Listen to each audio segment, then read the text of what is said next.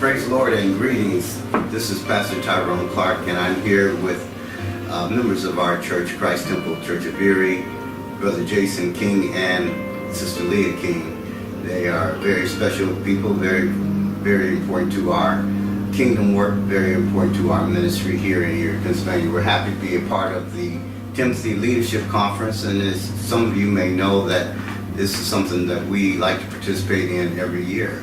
Timothy Leadership Conference is hosted by our dear friend, Dr.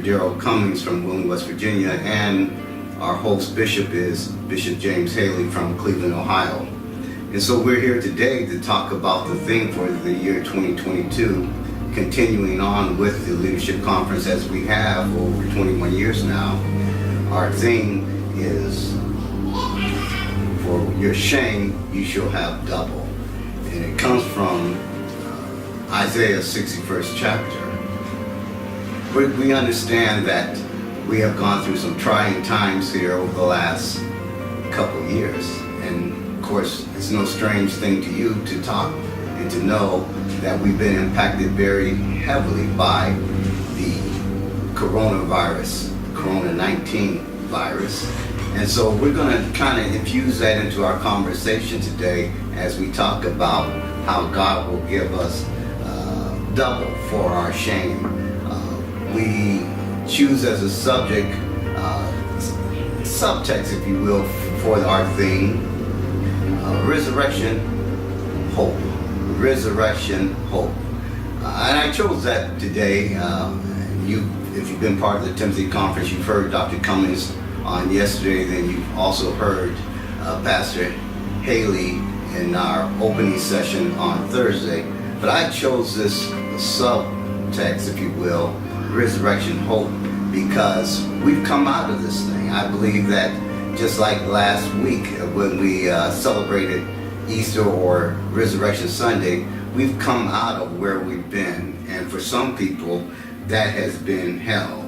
And Dr. Cummings likes to talk about sort of an adjunct thing to this, how to fight your way out of hell. I'm going to ask Brother Jason and ask Sister Leah how they made their way through the pandemic over the last couple of years. How has it impacted them?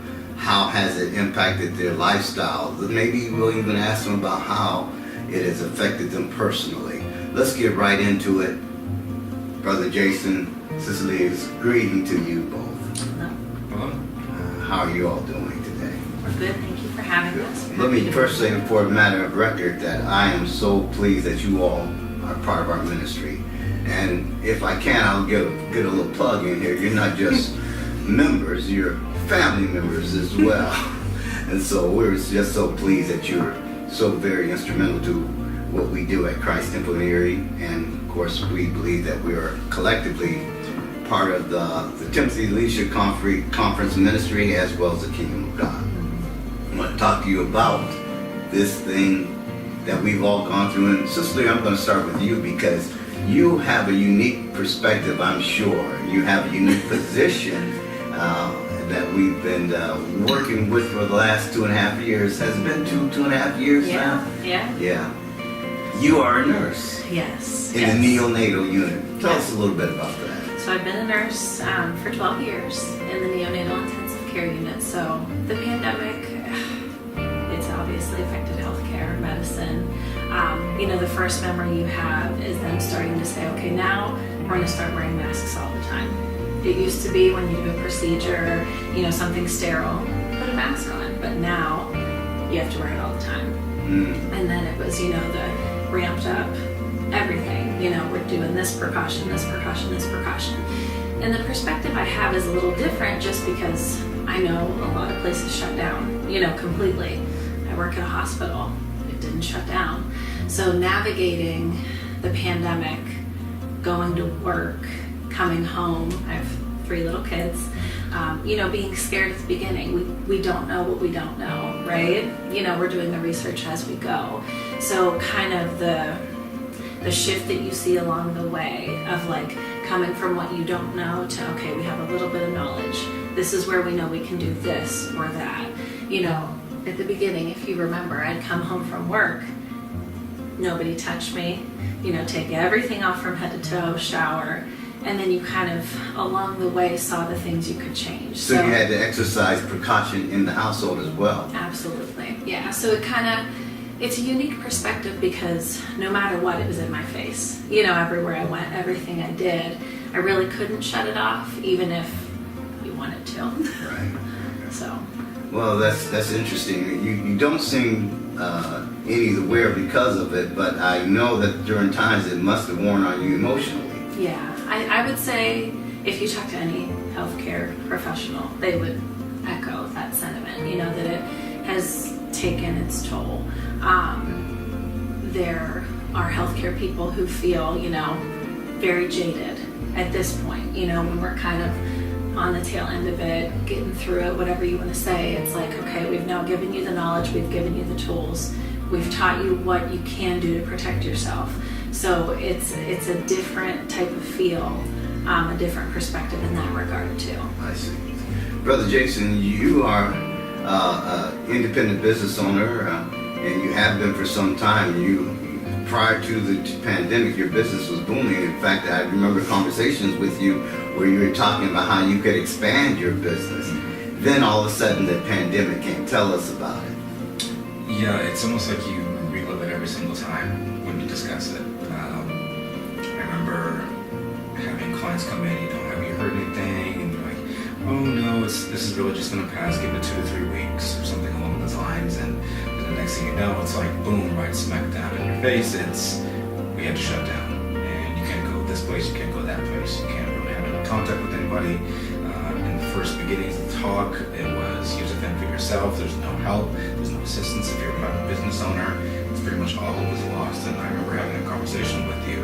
It was kind of our Job moment. You can take that opportunity where you can stay steadfast and kind of push through and see it to the end, or you can just kind of give up.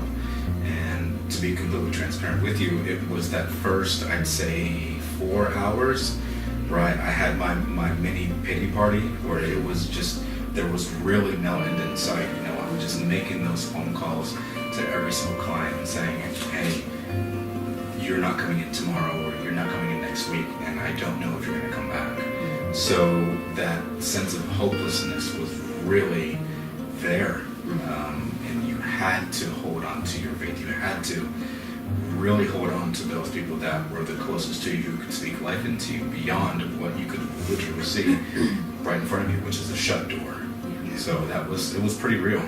The business took a hit. Magnificent hit, actually, like a massive hit. One that we're still kind of discussing it and kind of pulling it together. But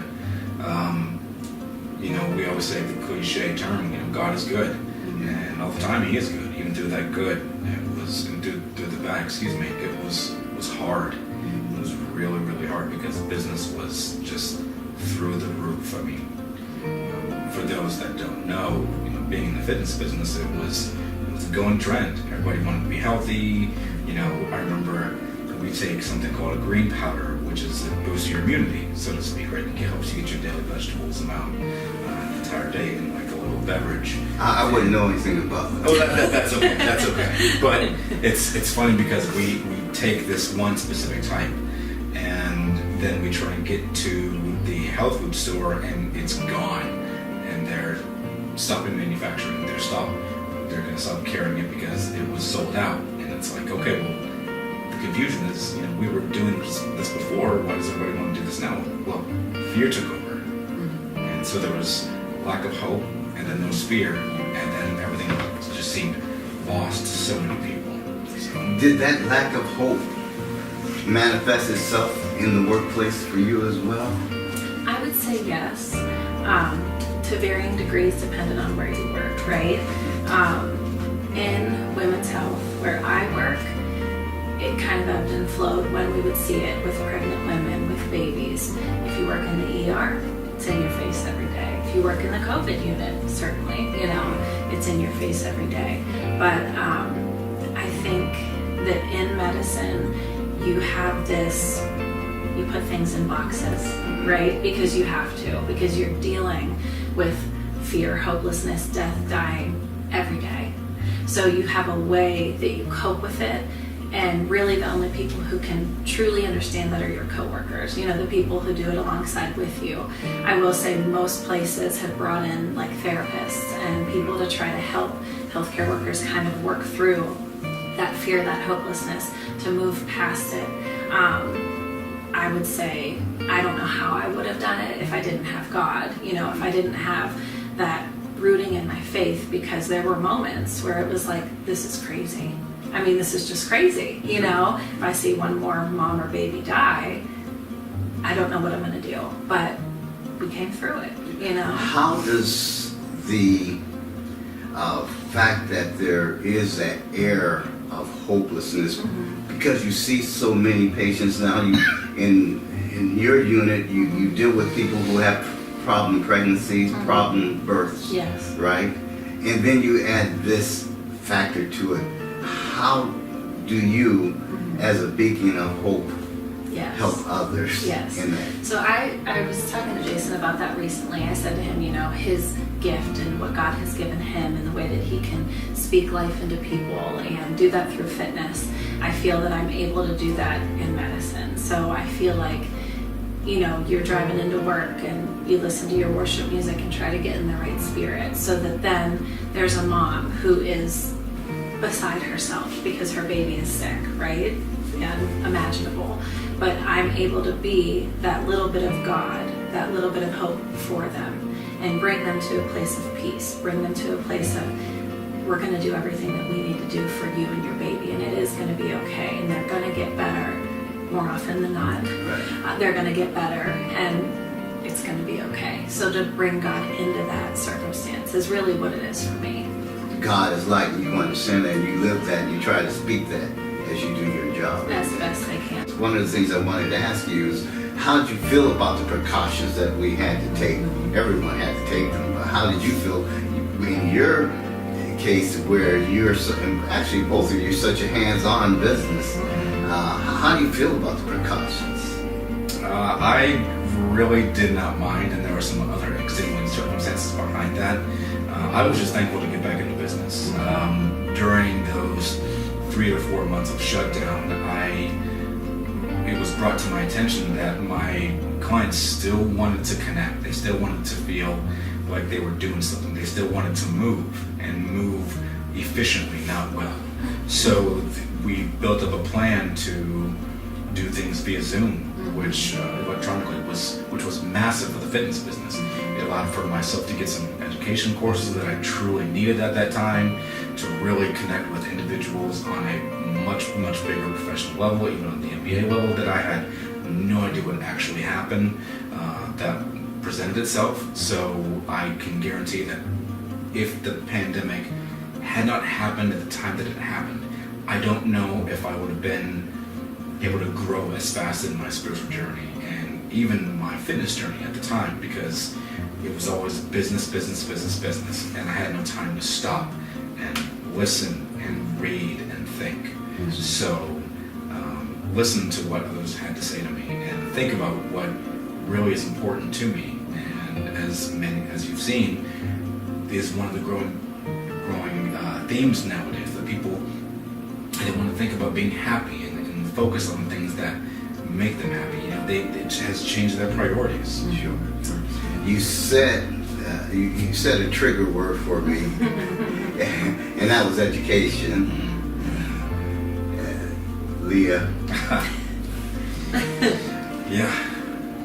You're a nurse, working all these strange hours that you work, Yes. having to deal with the multiplicity of issues that you had to deal with. Yes. And you're at the supervisory level in your workplace, so that you have to manage the hours and schedules of other people too. Yes. And then you have this family where you are a wonderful wife, and you have absolutely brilliant, beautiful, bubbly 3 young daughters. Yes.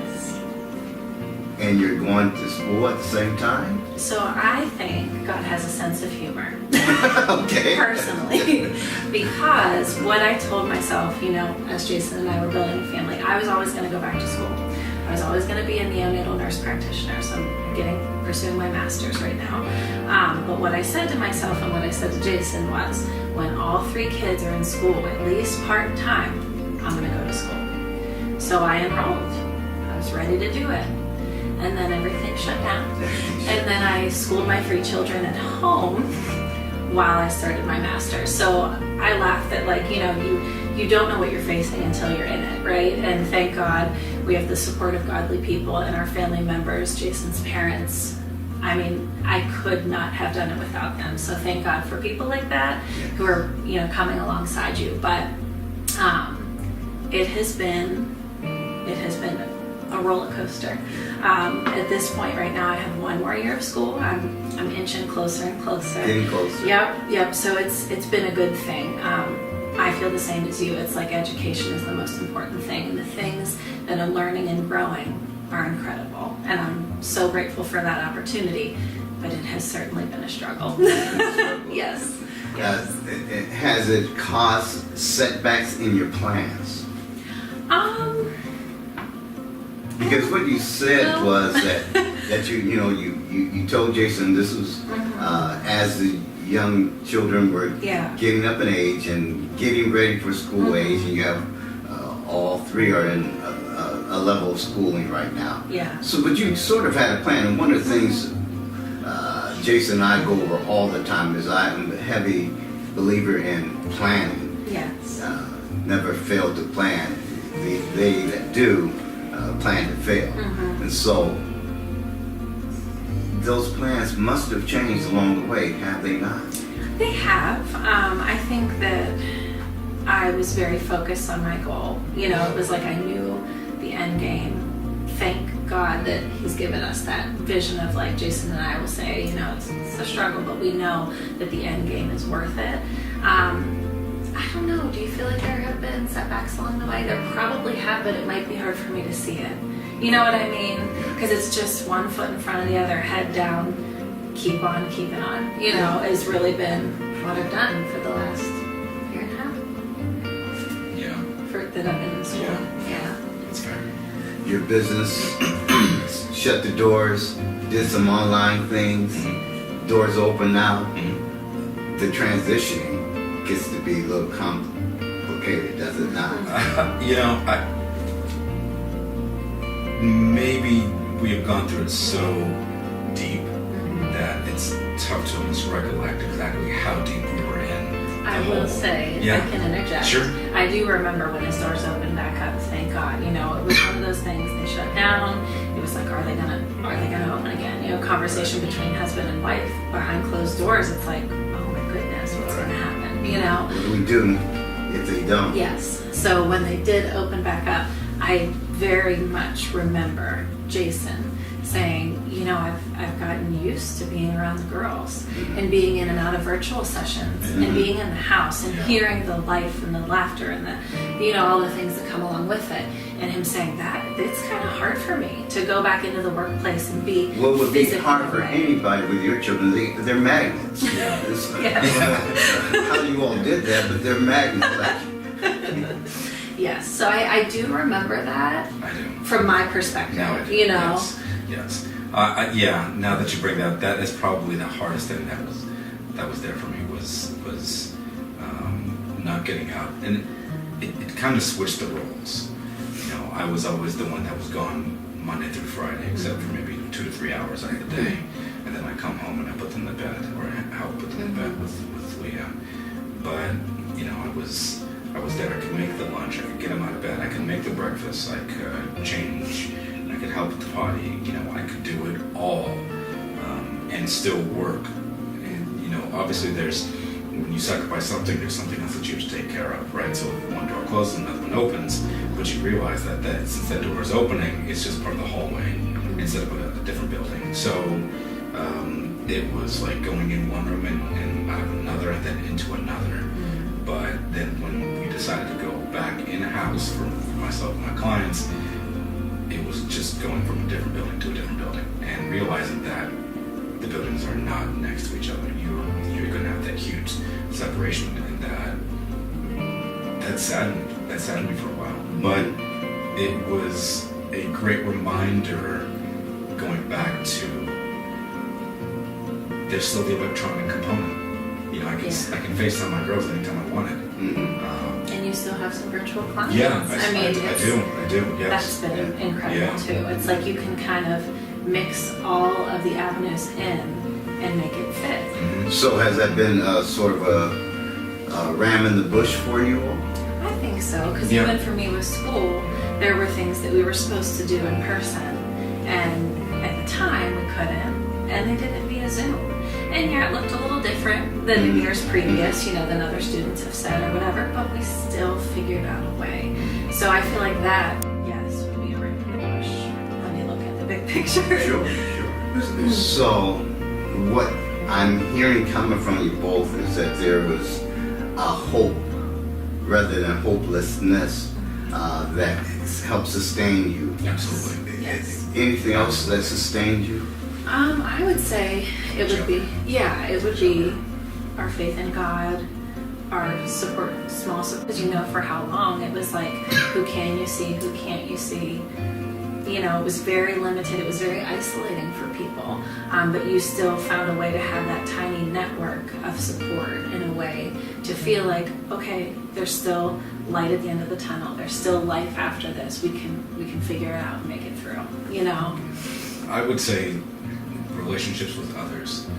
I realized very quickly going back in-house that there was such a need for relationship building. And I can't tell you how many clients, strike that, I can't tell you how I realized that I had to be strong. I had to be well built. And I don't mean physically, I mean I had to be spiritually stronger going into the building again than I was previously, because coming back, the mental state and physical state of the individuals that I've come in contact with have been levels that I've never seen before. Yeah. There are people the clients that I deal with now are dealing with things that I know for sure I would not be equipped to handle had I not gone through what I've gone through the past 2.5 years. What you've gone through the last 2 years, as our thing suggests, it's been hell for some people. Some people have been dealing with it, and as you indicated, and I'd be very interested in knowing the statistics as how many people left their jobs and what type of turnover businesses have had. Yes. Clients that could not continue, things of that nature. For some people, it's been a living hell. And given who you are in God, how much of who you are in God have to had come into play to help people come through I that think hell, as you recognize it happening around you. I think it was the only thing that could, and I think it's touched everybody, obviously, in one way or the other, whether it's physically, people still had COVID, dealing with long COVID and physical symptoms. I have coworkers that I don't work directly with, but that can only work 4-hour shifts because that's all that their body can handle.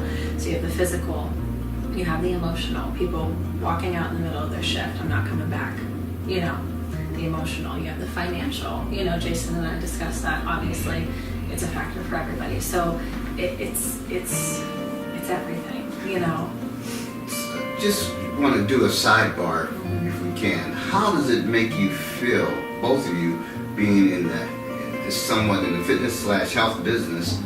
How does it make you feel when you see people taking a cavalier attitude toward what we've gone through? It doesn't go over very well. It's difficult to have sympathy, empathy, whatever you want to say towards people like that, because you want to shake them and say, we gave you all the tools, we told you what you needed to do, and you still don't care. How do you not care? How do you not care about the people around you? The people around you who are affected. We are all affected by it. So I threw that in there because my business is similar to yours in the sense that I have to care for the well-being of others. yes. And it dawned on me, it appeared to me that if we're truly concerned about the well-being of others, we have to say those things, we have to do those things, we have to show those things that will be beneficial to others. Yeah. We have to demonstrate that. And what you've been talking about is how your care for others impact how you deal with them and how you can better their lives because of how you feel about them. So I kind of threw that in there for that reason. It would seem to me that coming out of a situation, this metaphoric term we're using, I believe, hell, in the way we're using the term, coming out of it is doable. But it's only doable if we take a realistic approach. Would that make sense? Yes. Makes sense. And realism means that you're faced with a tumultuous, troubling circumstance, and so you have to move people from where they are to where they really should be, Need to be. where they need to be. Yeah. So you've come through this, your jobs, your homes. What about you? How'd you get through it? There were moments. I mean, I think it has solidified and strengthened our relationship, throughout. I know for me, there were moments where I'm like, okay, Jason, I can't. Like, it's too much. I can't take another day of it. And he'd talk me down, bring me back to, we are going to get through this. And there were times where I had to do the same for you, because it's just, it ebbs and flows. The feelings of hopelessness and having hope. So I think relationship with each other and being grounded in our marriage and God, that being the head of our marriage, I think that's made all the difference. Of course, there had to be a time where we felt that, and for you it was a, 4-hour pity party? For others it may have been so much more. Yes. And that desire, that hope, that expectation, that will, that want to move forward, go on, was buried. Of course, it seems to me that for some it was just killed. Couldn't be seen, wasn't manifest, wasn't apparent in lives.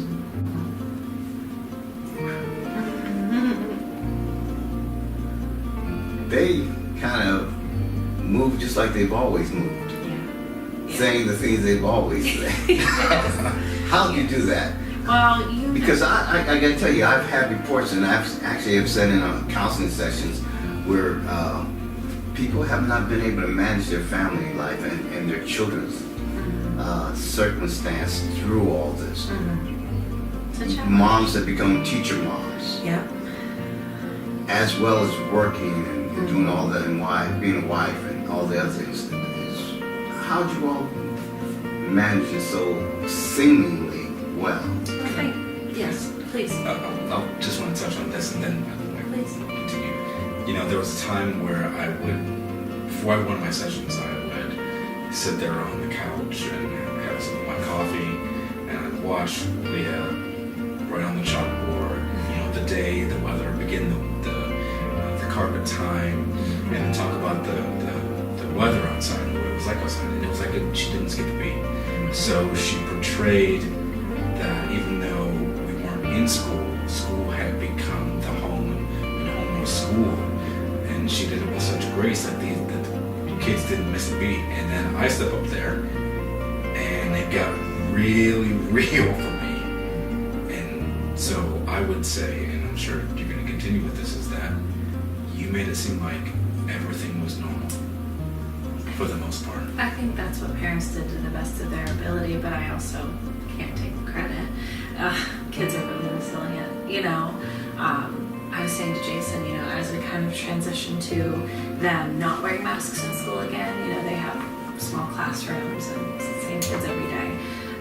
We kind of had conversations about everything along the way on the level that's appropriate and that they can understand. So they're resilient in adapting to whatever is normal at that moment. I think of Catalina, that's our youngest, she's 4.5.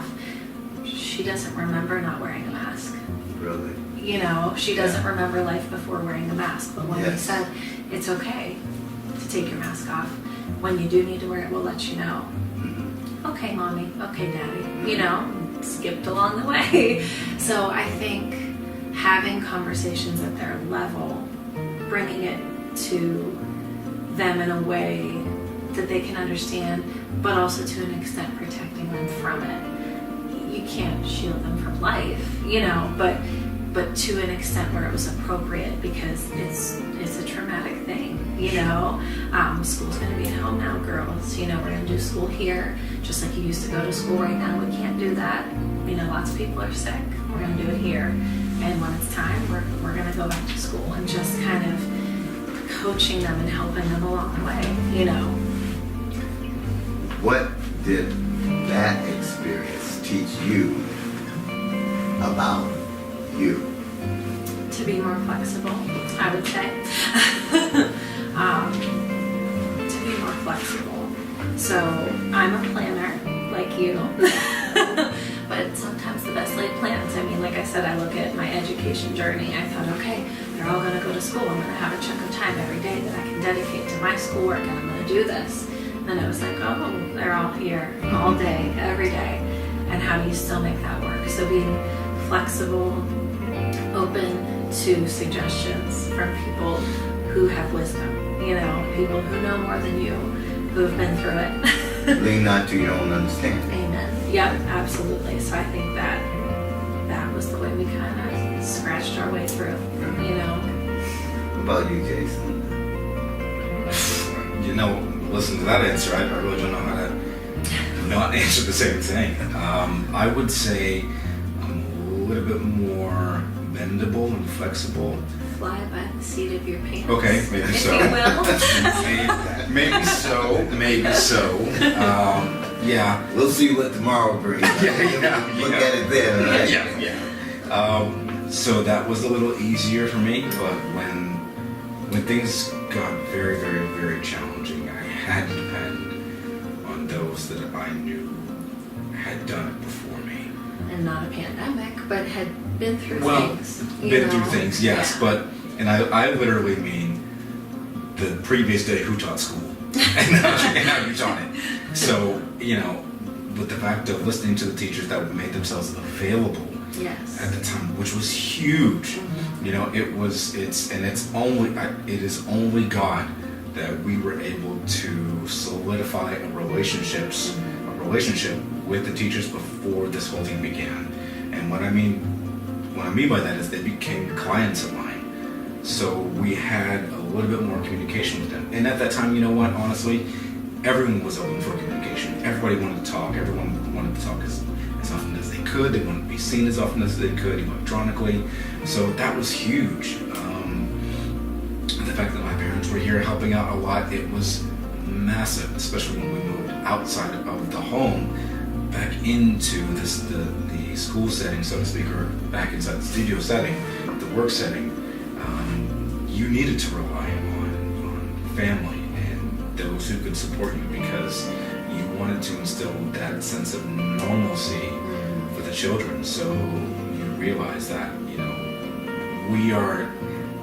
adults are not necessarily the guinea pigs, but let us take the beating, so to speak, and let's shield and cover them. Right. So when this not necessarily ends, but when it moves into its next phase, they're going to come out smelling like a rose. They're still on that straight road. So we've done our best to just try to make it as normal as it can be for them, and still do.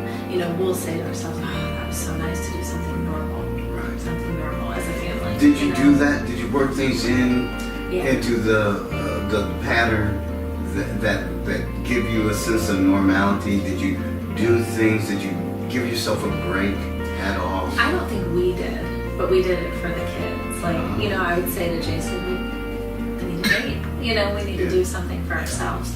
But for the kids, I'm looking at a picture that's sitting over there, the world adapted to, right? So like the Cleveland Zoo made it a drive-through, Right. We did a day trip. That's something they love to do, and something we've done since they were little. Do a day trip to Cleveland, to Pittsburgh, one of the surrounding cities. So we were still able to do that, and you could see the light in their eyes. You could see the hope in it. Seeing their hope gives you hope. Faith like a child. Seeing it through their eyes it's like it gives you a breath of life. I like how you all have incorporated their Bible teachings, their Sunday school, so to speak, their Christian education into their lifestyle. Tell me a little bit about how you do that. Okay.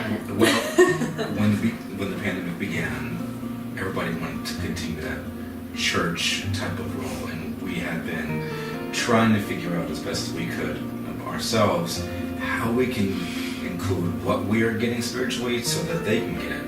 But obviously, like we said, we can't give it to them in the manner that we receive it. Not necessarily dumb it down, but kind of water down the juice, so to speak, so it's not as concentrated. Make it fun for Yeah, kids. make it fun. Yeah. So right when that began, it was like this kids' church via electronically began, and it was very interactive. It was with puppets, and at that time it was like And dancing. and singing. worship music and worship games and worship puzzles, and even though they were screaming at the TV, not like the person on the other end heard them, but they gave that like 5 to 10 second pause where they were so interactive, and it was something that has just skyrocketed their thirst for God to the point where Naomi, our 5-year-old, was turning 6 in a month and a half, which is awful because it just happened so fast. That being said, we find her doing worship dances to certain songs, and they're being included in our services now. She's going to lead up our praise and worship. Pretty much by herself if she could. Yeah, Talia's a great reader. Anyway, it's our oldest, but she's just Bible stories reading to her Bible stories. sisters. Yeah, it's just it has been. And we talked about education earlier, and the level of godly education that allowed us to do this during this time. We can stop and pause on everything else and focus on how are we going to get these kids through this on the education level, and how are we going to increase their level of God in their life. We had no idea that God was going to water this thing like a vineyard instead of a tulip. It was like, and it has just manifested itself in ways that I honestly could not imagine. I'm not sure about you. I totally agree. How has this issue, how has this struggle or work in coming through all of this brought you all together? Closer, more solidified relationship? What would you say? Are you talking about the two of us or The two family? of you. She's okay. No, she's. I would. If it wasn't for Leah, from the medical perspective, I don't think I could have gotten through this. She has been a rock for me when I needed it. She's allowed me to be the passenger in her vehicle when I needed a ride. She has been. I don't even know the word. She's been everything to me, and I did not know that I could love someone that much more during that time, and I did not know that I could become that much closer to you without going through this. I mean, this was a game changer. You said earlier you don't know what you don't know, so you literally. you educate, you taught, you learned, you grew together. And Yeah, absolutely. get that. I get that. What I have to add, I guess, is, when you say for better or for worse, you have no idea what life is going to bring you. You have no idea what challenges you're going to face, what things you're going to have to come through. But with God in the mix, I mean, we are closer, stronger than we've ever been. We'll be married 9 years in July. And I would just say that although something that's ugly, right, on the surface of the pandemic, something beautiful still can come through it. You can see the rim in the bush, the little nuggets of things that, okay, God, I see you, and I would say the marriage aspect for us has been one of those things. It's made us stronger and brought us more to who we are today. talked about the mental state earlier, and we talked about where we are today. We've seen the mental challenges that this has bestowed upon people, emotional and just magnified triple. But I know for a fact that if it wasn't for Leah, if it wasn't for the family that I have here, if it wasn't for the godly approach, if it wasn't for the constant education and push to get deeper and deeper and deeper in God, that the things that are manifesting themselves through my clients that I'm seeing now, I would not be able to handle. There are people that we both know that I work with that are going through some things that you wouldn't see, I would say, even before a pandemic, in the manner that it's happening, because it's not just one or two clients. It's like every client comes in with something. There's not a day that goes by now throughout my week that I'm not getting hammered with something. Heavy things. And I'm so glad that I have gone through this pandemic with Leah, because our level of communication now, and our level of talking things out, and how would I write this, and I would type it like this because I don't like what they say. I'm like, let's not do that. That's probably not the best way you want to approach that. We've just grown. We have just grown. Stronger. We've leveled up. We've leveled up for sure.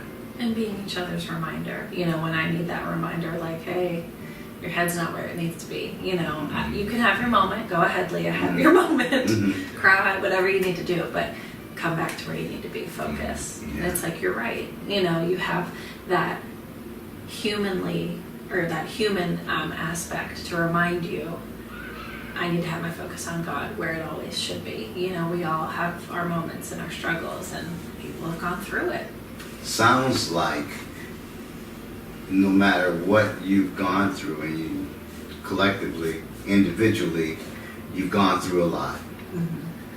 And at points when hope was at its lowest point,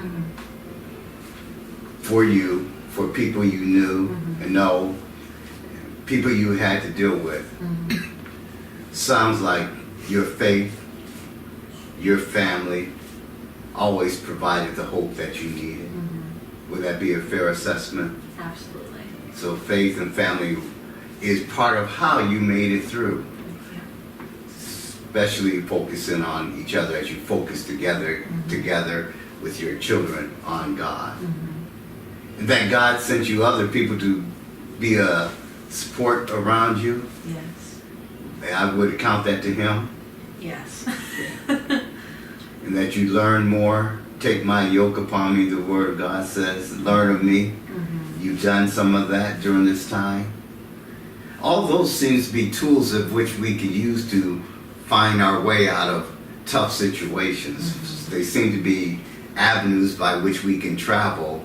And we know that God directs our path. The avenues of which we can travel to get ourselves out of this hopeless situation. I would suspect that we are not in our last state of hopelessness as a nation, as a people, even this world. There may be tough times ahead. If we think prophetically, we know there will be tough times ahead. But that's when we draw on those tools which you've given us today.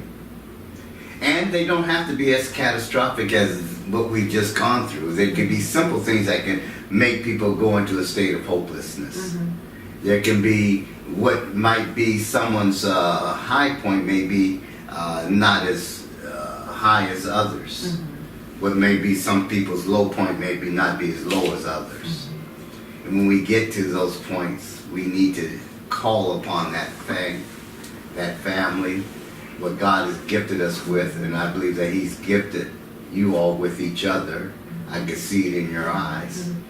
I'm so pleased that He has put you two together. What God has put together, let no man try to pull asunder. We have hope in Him. There's hope for tomorrow. Hope is resurrected. We've come through, and we're staying true to the Lord. This is Tyrone Clark from Christ Temple Church of Erie. We have been in the home of our dear loved ones, Brother Jason King and Sister Leah King. They've talked to us about a resurrected hope. It talked to us about coming out of darkness into the marvelous light. Thank you, Brother Jason. Thank you, Sister Leah. We love you. Thank you. Timothy Conference.